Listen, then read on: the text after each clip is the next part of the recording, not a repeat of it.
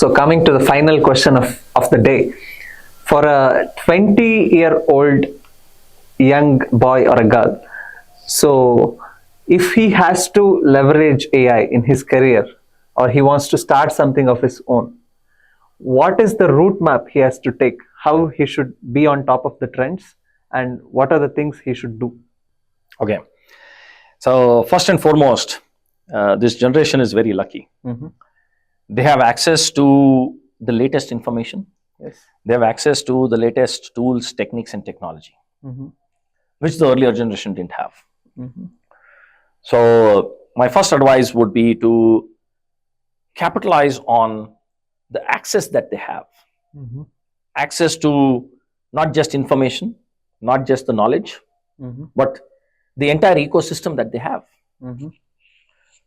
They need to understand the nuances of all of this, especially when it comes to AI. AI is the buzzword, right?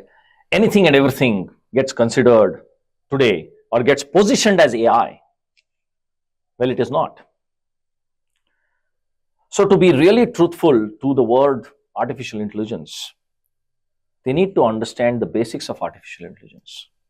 I'm not saying that they should be good at coding, they should be learning Python programming or R or something of that kind, but they should at least know the components that go into building an AI system, the business knowledge that they would need to build so that AI would help build it further, the right resources that would be needed at the right time, which would help them in minimizing their investments, is a good acumen to have.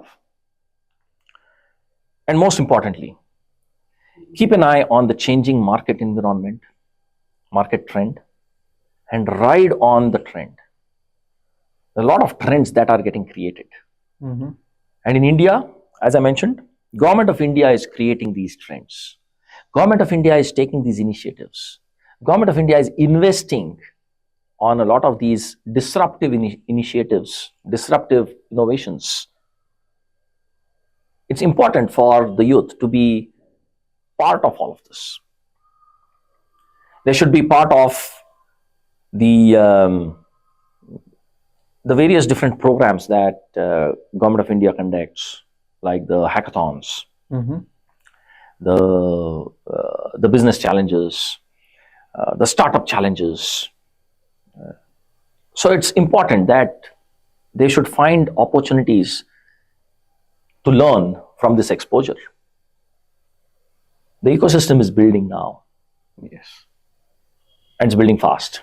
Whether it is the incubation centers, whether it is the knowledge centers, whether it is the mentorship, whether it is the entrepreneurship programs like ours, whether it is about the funding opportunities, whether it is the HNI network, whether it is the VC network, the various different options that the government provides under grants, loans, debt funding, equity funding, a lot of programs being driven by the government, by private entities, by various different agencies. It's important that they be part of it. And they invest their time, effort, money, sweat and blood into it. Only then I think they will be able to bring about the right disruptions. And the youth today is lucky, of course, is also blessed, because they have not just the availability of information and not just the accessibility to it, but also it's affordable to them. So what else does the youth need? The youth only needs to get all of this together and just capitalize on it. Right. And people are there to provide them with the right directions. And that's it. That's about it. Right. The other advice is, don't fall prey to any of the deep fakes. Don't fall prey to any of the cheap gimmicks. Right. Don't find a shortcut. Don't find a shortcut. Yes. That's the last thing, yes. Because it reminds me of a adage saying, life is a marathon and you can't sprint a marathon. Yes. And You won't last long. you would not. Yes. So you decide, Yeah. right? So that's about it. Yes. Thank you so much for your time, sir. It was a pleasure hosting you. Thank you. Thank you so much. Look forward to hosting you again. Yeah, of course. Look forward to. Thank you. Thank you.